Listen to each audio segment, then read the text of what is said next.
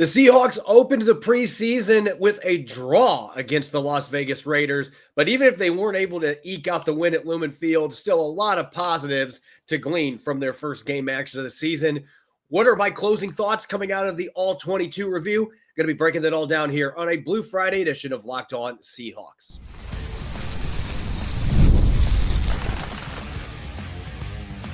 You are Locked On Seahawks, your daily Seattle Seahawks podcast. Part of the Locked On Podcast Network, your team every day. Greetings, 12. This is Corbin Smith, host of the Locked On Seahawks podcast, your daily Seahawks podcast, part of the Locked On Podcast Network, your team every day. A special thanks to all the 12s who are tuning in on this Friday evening, whether you're in nearby Spokane, Washington, or listening after midnight in Lexington, Kentucky. Greatly appreciate each and every one of you for making Locked On Seahawks your first listen 5 days a week. The Seahawks kicking off their preseason on Thursday night with a 23-23 draw. Nobody wins, nobody loses.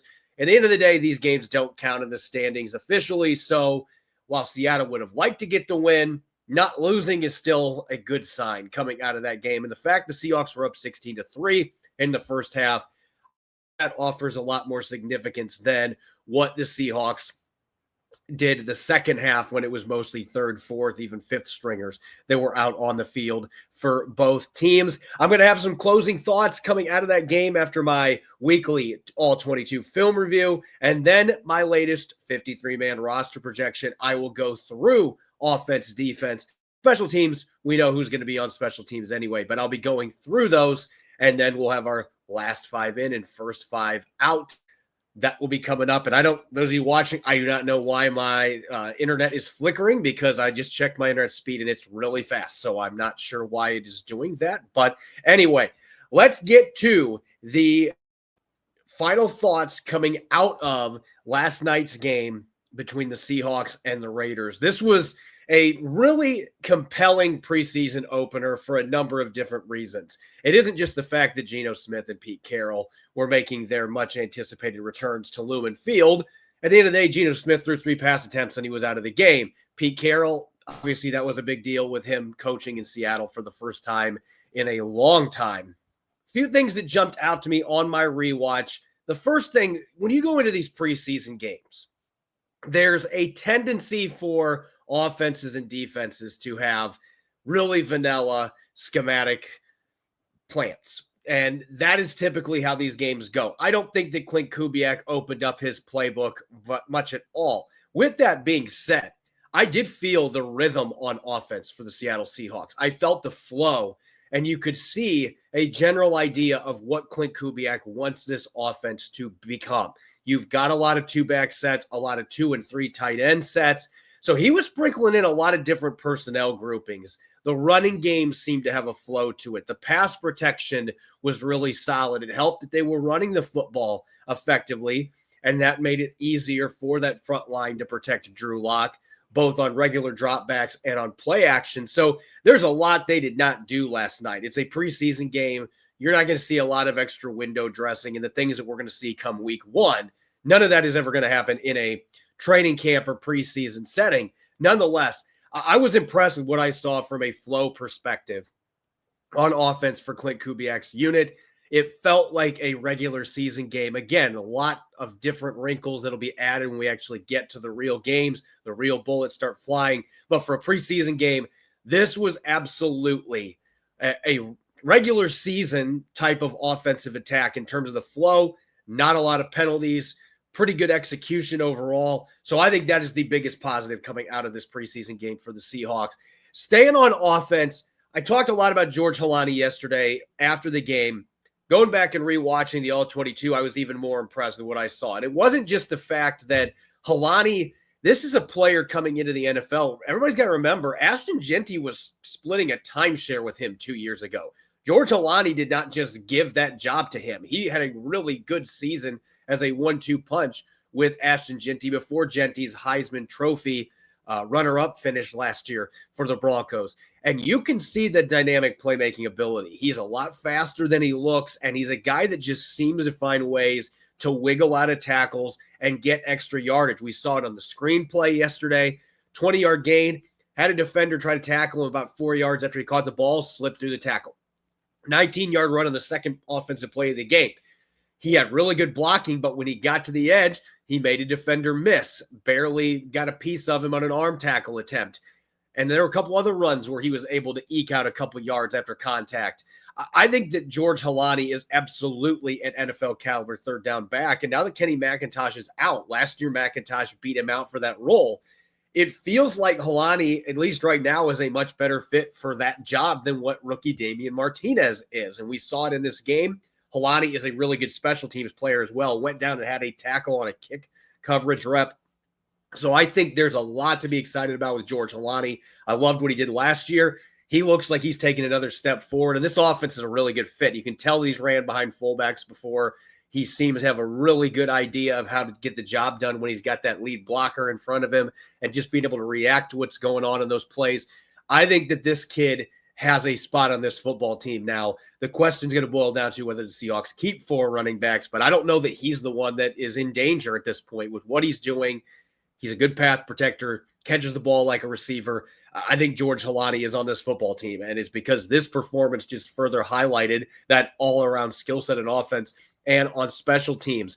On the defensive side of the football, going into this year, I felt like there were a couple of positions going into camp where you had legitimate depth concerns. Nose tackle was one that I was looking at, especially with Jonathan Hankins not being healthy, currently on the PUP list. And then you also had at the linebacker position a really big drop-off and a lot of questions after Ernest Jones and Tyrese Knight. Now that Tyrese Knight's a little bit banged up with a knee issue, that further highlights that. And then the cornerback position was one that I had a little bit of concern about, but I wasn't overly concerned. It feels like those narratives have all got flipped around. I'm actually pretty excited about what I'm seeing from Seattle's nose tackle group. Coming out of last night, Quinton Bohanna had a really nice tackle for loss. He's been doing things like that consistently on the practice field, and he's played a lot of games in the NFL. It's not like Bohanna is a unknown. He played a lot of games in Dallas for Aden Durde. So I think that Quinton Bohanna can get the job done while they're waiting for Jonathan Hankins to get back healthy. They don't have to force the issue. And even Brandon Peely made a few plays in the game last night. So I'm actually feeling a lot better about the nose tackle depth than I was 2.5 weeks ago. And I think you get two guys that have NFL experience that can at least hold down the fort, if not be the guys, while Jonathan Hankins tries to get healthy. Linebacker is about the same as it was before this game. We didn't get to see Jamie Sheriff, unfortunately. That was one of the players I was most excited to watch, dealing with a minor injury, so they held him out. I'm hoping that we get to see him against the Chiefs in the second preseason game. Drake Thomas had an up-and-down contest, made a few nice plays against the run as a blitzer. Coverage got lost a couple of times. Didn't see much from the rest of the linebacking core, with the exception of Patrick O'Connell making a really nice red zone pass breakup. But it felt like linebacker was a position that got exploited a lot in the second half. And corner, I think the Seahawks, that is a position they are going to be looking for reinforcements potentially here at the end of the preseason. You love what they have at the top of the depth chart. And I think Josh Jobe and Nehemiah Pritchett had a great game last night. Interception, had a pass breakup to go with that. But I think after you get past those first 4 players, I have questions about Shaquille Griffin. Like, where does he fit in? He's practiced one time so far in training camp. I don't know. You gave a lot of guaranteed money. You feel like he's on this roster, but where does he fit in? That's a huge question for me, because if you don't have him, there is a big jump or big decline when you go from those first 4 or 5 corners down to the rest of the team. And the other depth guys got absolutely shredded in the second half by the Raiders quarterbacks and their receivers. So I think that is an area we could see Seattle. Shamar Jean-Charles coming back from injury would help. I don't know what his timetable's looking like. He's been out since the second practice in camp. But they have some depth concerns there that are more glaring than what they were going into camp. So that's kind of been the opposite of the nose tackle position for me. But I was excited to see that. Quick footnote, a few undrafted guys on defense that really jumped out. Jared Ivey, Mr. Ivey, you should have had 2 quarterback sneaks that you stuffed. I don't think that they got the one on 4th down that was gifted to them. I think that 51 stuffed him there. He had 6 tackles, 3 run stops. I thought he played really well, was very active last night. And they also got a good game from Connor O'Toole, a sack, 3 quarterback hits. He was very disruptive, rushing off the edge, the converted receiver out of Utah. I loved what I saw from him in the second half. So we get to see a few undrafted guys really make a claim. I don't know for a roster spot necessarily, but they at least staked a claim to be in that conversation and absolutely be practice squad candidates for the Seahawks coming out of this game. Up next, going to shift gears to my latest 53-man roster projection. I'll be going through the depth chart, who makes the team in this latest projection for me on offense and defense. And then to close out the show, coming up later, I will take a deeper dive into some of the really difficult decisions that I had to make putting together that projection from a roster building standpoint. Don't go away. You're listening to the Blue Friday edition of Locked On Seahawks. This episode is brought your way by Monarch Money. Ever wish managing your money felt easier? I do every single day. With Monarch Money, it's made it easier. Whether you're growing your savings or planning a big purchase, Monarch puts you in the driver's seat. It's like having your own personal CFO.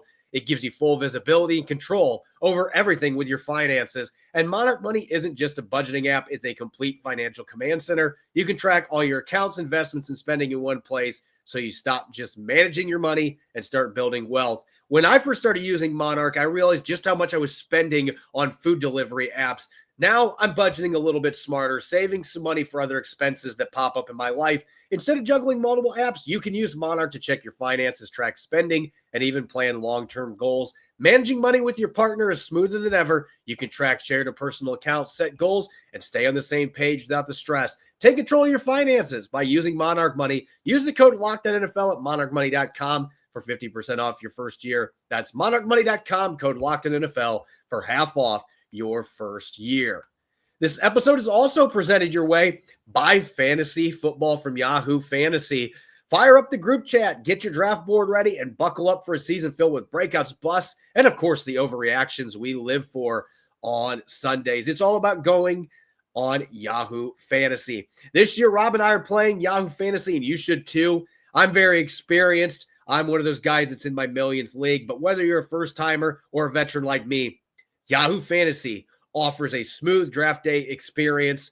Our Locked On League's been running through Yahoo for a while now. Easy setup, great mobile app, and of course, you can't forget the smack talk that just hits different on the message boards. To celebrate 28 years of fantasy greatness, Yahoo Fantasy is dropping 28 big new features over 28 days, giving you more ways to play, more ways to draft, and more ways to win. They just kicked things off on Yahoo Fantasy with Guillotine Leagues, a killer new way to play fantasy football on Yahoo, where the lowest scoring team gets eliminated each week until there's only one team left standing. With the season around the corner, now's the time to get your league together, and you can give this new mode a try, or if you're in the classics, you can still play head-to-head, private leagues, or join a public league. Stay tuned for more killer announcements and start playing Yahoo Fantasy Football right now at yahoofantasy.com/LockedOnNFL.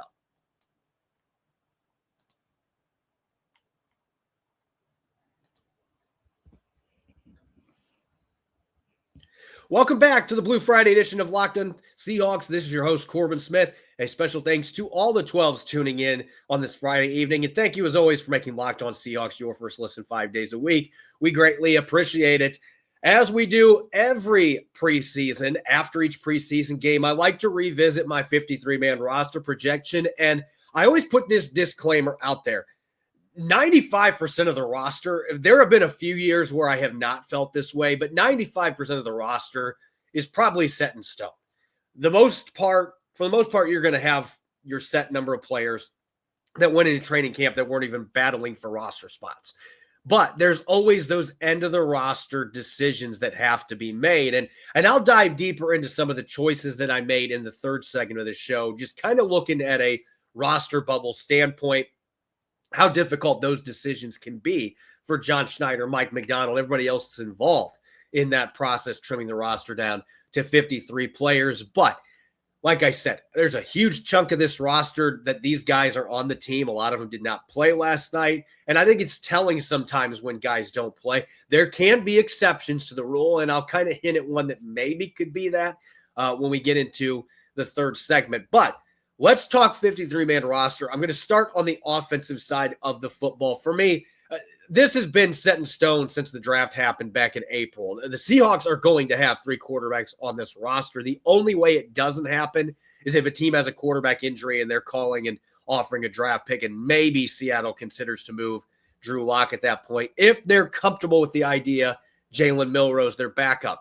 I don't know that they're at that point right now because he's still got a lot of areas he needs to improve before he's ready to play on Sundays. But Milroe is going to have an impact as a rookie playing those sub packages. You can mark that down. So I think these 3 guys are all on the roster. And at the running back position, a little bit of a switch up for me for my last projection. I had 3 running backs. I'm going with 4. I think Damian Martinez is going to be a tough guy to slip onto a practice squad. Didn't have a good game statistically the other night, but I'm still a believer in number 22. Not going to put too much stock in one preseason game. I could see him go out this next one against the Chiefs and have a really good game. George Halani, as I mentioned earlier, has earned a spot on this football team with everything that he does on offense and special teams. The receiver position, I'll talk about this a lot next segment because this one is kind of tricky for me. Jackson Smith and Jigma and Cooper Kupp, those guys obviously on the roster. Torrey Horton has been a revelation as a rookie. He is on this roster as the number 3 receiver. Jake Bobo, you watched the game last night and the blocks that he was making. That's a huge part of his game. He had a couple nice first down catches as well. And Marquez Valdez-Scantling, there's still in the building a feeling that he is going to be a guy that in the actual games is going to be a difference maker, and he knows Clint Kubiak's offense inside out. Robbie Oots is obviously on this roster, and I'm keeping 3 tight ends. Barner and Arroyo, those are the givens. And I still think Brady Russell, I know he didn't have a great game last night. He had a hold against him. But I still think that Brady Russell, with his ability to play out of the backfield, play tight end, and just being such a great special teams player, to me, he's tight end number 3 now in a post-Noah Fant Seahawks roster. So I've got Brady Russell getting one of those last spots on this football team. And then on the offensive line, Charles Cross is going to be back healthy. He's already done some stuff at practice since having surgery to repair a dislocated finger. I think at this point, if I had to pick a week 1 lineup, I don't know that Anthony Bradford has won the job just yet, but I've got Bradford as the right guard for week 1, Abe Lucas next to him, Oluwatimi at the center spot. And then at the left guard position, obviously Gray Zabel, their first-round pick, who had a great debut against the Raiders on Thursday night. Really excited to see what he's going to do from here as he continues to grow and develop. But that's my starting line. And I actually have Seattle, and this is not weird. In fact, I went back and looked through some of my first 53-man reveals the last few years. 3 of the last 5 years, they've had 10 offensive linemen on their initial roster. And I think a lot of that has to do with the fact that it's harder to slip quality offensive linemen through waivers or even guys that have upside. It's hard to do that because there's such a scarcity of offensive linemen in the league. So Mike Jarrell, I know there were some people mentioning that he came in late last night, only played 9 snaps. He looked really good on those 9 snaps, though. And in the practice field, he's been getting reps with the second team. I just think there's too much upside to slip him through to waivers. So Jarrell, Christian Haynes, Jalen Sundell, Satawa Lamea, and Josh Jones all getting spots on the 53-man. Now, what's fascinating about that, and I'm sure I'll tie this into some of the discussion in the next segment, but what's fascinating about that is that I don't think they're going to have 10 offensive linemen on the roster in week 1. I think this is about letting other teams get the first pickings on the initial waiver wire, trying to find players that you think can slip through that, and then after teams have reconfigured their rosters off the first set of waivers, then you may be able to get somebody like a Mike Jarrell or a Satawa Lamea through the waiver wire at that point. And I think that's what the Seahawks are going to have to consider here. What is the best position group as far as guys that we think we can slip through? Receiver is typically a much better bet, or running back even, than offensive line. So I do think that is going to play into the decision on who is going to be making this team initially. And those first 53s, there's going to be changes after it. They never stay the same. It's always a constant shuffle with the end of the roster. So that's the thing to keep in mind here. As for the defensive side of the ball, if you're watching on YouTube, you're going to see a lot of red, and that's because I've got 4 players starting the season either on injured reserve, the PUP, or the non-football injury list. Jonathan Hankins, the fact that we are still not even getting updates from Mike Macdonald, that tells me that they have concerns about him being ready for the start of the season. Uchenna Nwosu, there's been worries since Mike Macdonald had comments about him a few weeks ago, making it sound like it was going to be tough to get back for the start of the season. Riley Mills, they have no reason to rush him off the torn ACL that he suffered at Notre Dame in January. And then Shamar Jean-Charles, I actually have them keeping him on the roster and putting him on injured reserve early because I do think he's going to be a key special teams guy. And maybe they end up going with a waived injured type thing, but they have some money on the books for him. So I think he will be here, especially with what we saw from the depth behind him at that cornerback spot the other night. As far as any big surprises, I don't think Jared Ivey making this team should be viewed as a surprise, and I don't think Dariq Smith should be viewed as a surprise. With Uchenna Nwosu not being ready for week one, potentially, even if he is, I think there's a chance Dariq Smith is on this team. He looks faster. He played really well the other night, and I just think that there's some real questions about the other players that are vying for edge positions right now, and there could be an addition there. That is still very much on the table, but for this projection, not looking at any of those signings. Do I think Jadeveon Clowney could still happen? Absolutely. But let's just consider the guys that are here right now. Dariq Smith, Jared Ivey was very active Thursday night. I just think without Riley Mills, they need another one of those guys that's 275 to 285 pounds that has positional flexibility, can rush a little bit, plays with some nastiness. I think Jared Ivey is going to be one of those last guys that gets a real opportunity to make this football team. As for the secondary, not really any surprises there. Shaquille Griffin, I think, is still on this team. Given everything that he has accomplished to this point, the Seahawks know a lot more than what anybody else does on why he was absent, dealing with personal issues. Hopefully this week they can get him on the practice field so that we can get a glimpse of Shaquille Griffin, where he fits in. But I would think that Rick Woolen and Josh Jobe are the two boundary guys with Devin Witherspoon's playing in the slot. And they're going to do some mixing and matching with Nick Emanwari playing in the slot as well, which would mean Witherspoon and Woolen are the guys playing on the outside. So a lot of positional flexibility there. Not any major surprises necessarily, but there are a couple of undrafted players in the mix here that absolutely have a shot to make this football team. Kicker, punter, long snapper, I think Chris Stahl will be good to go by the start of the season. He might even be ready for the second preseason game as he's dealing with a tight back. You're going to have Michael Dixon. You're going to have Jason Myers. So no real surprises there on special teams. Up next, I've gone through my entire 53-man projection. Now I'm going to explain some of the rationale behind it because that's really what's fascinating when you look at the back end of a roster. So I'm going to be diving into my last 5 in and the first 5 out and explaining some of my roster building rationale and some of the things I've learned from covering this team under John Schneider for a number of years. We'll get to that up next here on our Blue Friday edition of Locked On Seahawks. Turn it up, fuel up with the 5-hour energy transfusion. It brings the bold grape, ginger, and lime flavor of your favorite golf drink minus the alcohol into a quick, energizing shot. Whether you're sinking birdies or just making memories with friends, this one's a hole-in-one for your energy game.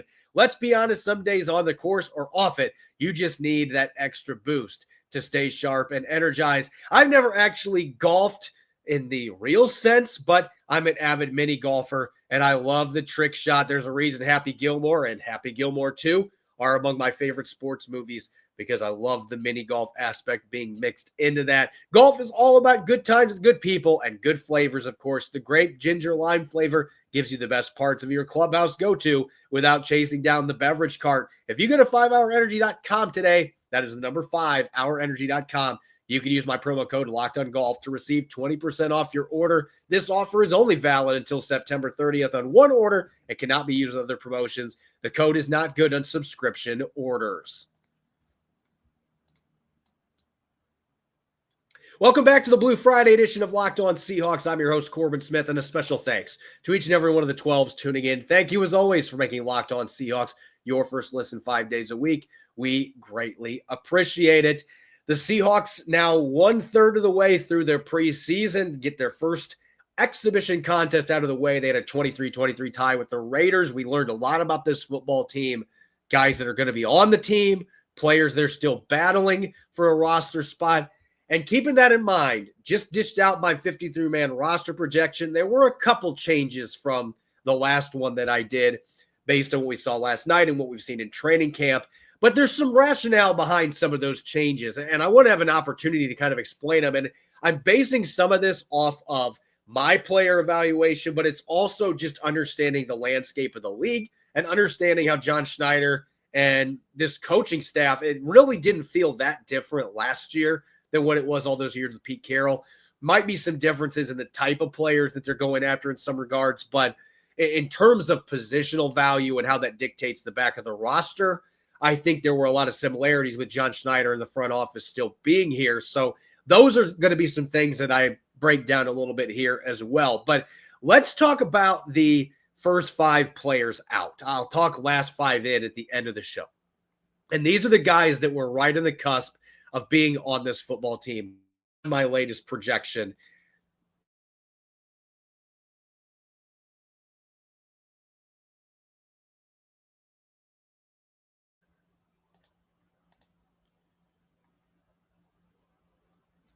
For some reason, there we go.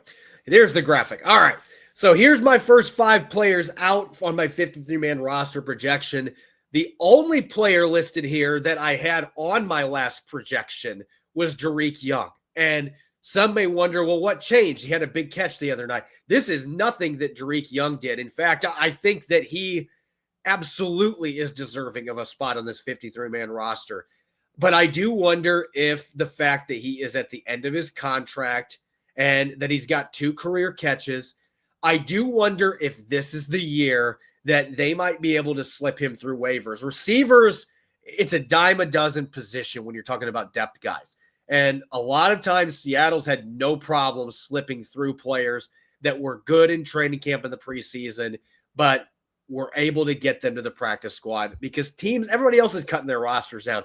There's a lot more quality receivers than there are offensive linemen.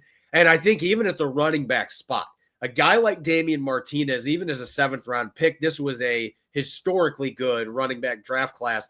I think there's more risk with him because he's got 4 years of club control.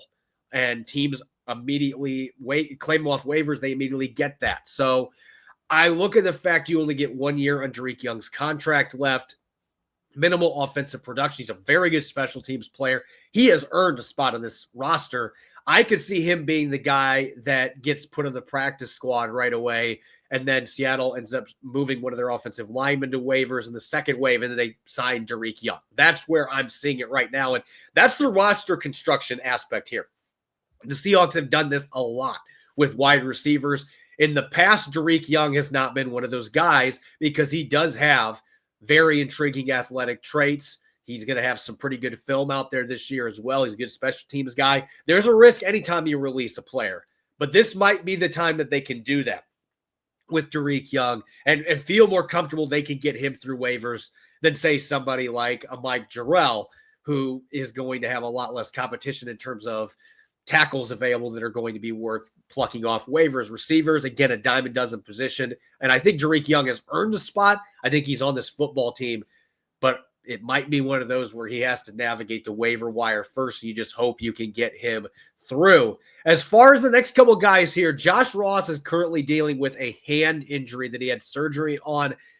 That is something to watch. My understanding is he's going to be back sooner rather than later. I just think the lack of defensive value for him in this instance, there's enough guys that can pick up the special team slack. I think he's somebody you bring back on the practice squad. And Eric Salbert, very similar to Dariq Young in the sense that I think he's a guy, he's bounced around a lot. I think that this is the kind of player, even though he knows the offense inside and out, to me, he's clearly the 4th tight end. And I just don't think that he is somebody I would keep on the 53 over some of the other guys that worry about getting claimed off waivers. I think Salbert is one of those guys that gets cut. He slips through waivers pretty easy, and you can bring him back on the practice squad. And if you want to put him on the roster at some point, you absolutely can do that. But I think that there's less risk there than there is with some of these other guys that are on the roster bubble. And my last 2 guys are young players that there may be some risk here, especially with Connor O'Toole. If he keeps racking up sacks, that might put some pressure on the Seahawks to hold him on the roster. But for right now, I haven't seen enough on the practice field, and I think the run defense stuff is a major work in progress. Little undersized for the position. Right now, he is on the cusp, but I don't see him quite breaking through on that front. And I think he's a player that you might be able to slip through. There's some risk there, but get him back in the practice squad, continue to develop him. And Jamie Sheriff, you got him playing a new position. He didn't play the first preseason game. If we can see him out there in preseason action and he starts doing some of the stuff he's been doing in practice where he's really starting to diagnose plays quickly, get downhill, make tackles, if he can do that in preseason games with his edge rushing talent to go with that, he could easily be on the right side of the bubble at the end of the line. But right now, it feels like he's one of those guys that's just not quite there yet. And you're hoping to get him back on the practice squad so you can keep developing him as a hybrid linebacker that can play both of those positions. As for the last 5 that are in, these are the guys on the other end of the spectrum that get a roster spot over the 5 players I just listed there. And I want to start with Damian Martinez. And we've talked so much about him. I'm a big fan. I am not going to put too much stock in what happened the other night. Fans are going to say he didn't look as explosive. He had 1.7 yards per carry. He also had a lot less to work with watching the All-22 film when he had the ball in his hands. And look, I read the comments from you guys. I appreciate it from our listeners. I understand that he had more yards on the same number of receptions than Elijah Arroyo the other night, but yards are just yards. I have to look at the context behind it. Elijah Arroyo had a first down reception on one of those 2 catches.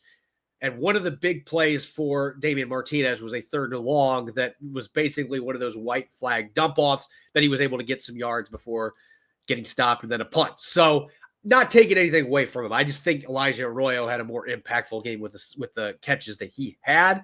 I think Damian Martinez is still a work in progress in that regard. He's been a better pass catcher as camp has gone on. I think it's an area of his game he can get better, but George Holani is much better in the passing game in general than what Damian Martinez is at this point. I still think running back depth is incredibly important, though, and I think Martinez would be a tough guy to slip through the waiver wire without somebody else claiming him. So that's why I have him making this roster. As the next couple guys on here, I mentioned Dariq Smith. He had a great opener, Uchenna Nwosu's injury situation. To me, he is the clear-cut number 5 guy there, even if Nwosu's healthy. And I think typically Mike Macdonald has liked to have 5 of those guys. I think Dariq Smith has done enough in camp. He's done enough in the preseason so far that he gets a roster spot. And Mike Jarrell, that is a case of a player that I think has had a good training camp. I thought he looked good the other night, even on just 9 snaps. You can look at when he played and feel like he might be in trouble. But I just have a really hard time picturing that John Schneider is going to move on from Mike Jarrell with his athleticism, how much progress he's made. That is a player I would be stunned if he slips through waivers. There are going to be a bunch of other teams looking at the physical specs, the athletic specs, the fact he played some as a rookie and exceeded expectations. There are going to be a lot of teams that are looking for line help that are going to be putting claims on him. So I think he would be a very risky guy to try to do that with. I think he's on the roster. And the last 2 guys, these are the last 2 players that make it. Jared Ivey, I thought, had an extremely active game last night. He has had flashes in the practice field. Yes, there's been some run-ins with the 2025 practice rules, tackling guys, getting too much contact on quarterbacks. He is a high motor guy, and sometimes that stuff tends to happen. I wouldn't put too much negative into that. It's not like he's been hurting anybody. I think Jared Ivey is a high motor, versatile guy that is going to be a nice depth piece for the Seahawks. They're going to find ways to get him some snaps every week, and I think he's got a lot of upside still as a former first-team All-SEC selection.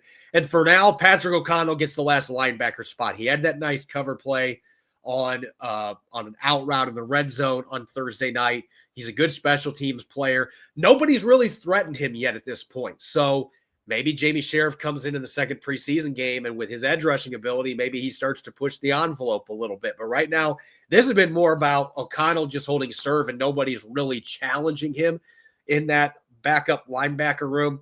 So I have O'Connell with his special teams talent and just being, to me, the 4th best linebacker on the roster right now. I have him getting that last spot on the 53-man roster for the Seahawks. As always, you can follow me on X and Blue Sky at Corbin Smith NFL. Make sure to subscribe to Locked On Seahawks on YouTube and wherever you listen to your podcast to make sure you don't miss a single episode. The Seahawks will be back in the practice field tomorrow, but we will have our next show coming up on Monday. Have some takeaways from those latest practices as we start to head towards the second preseason game against the Kansas City Chiefs. Enjoy your weekend, and thanks for tuning in. Go Hawks.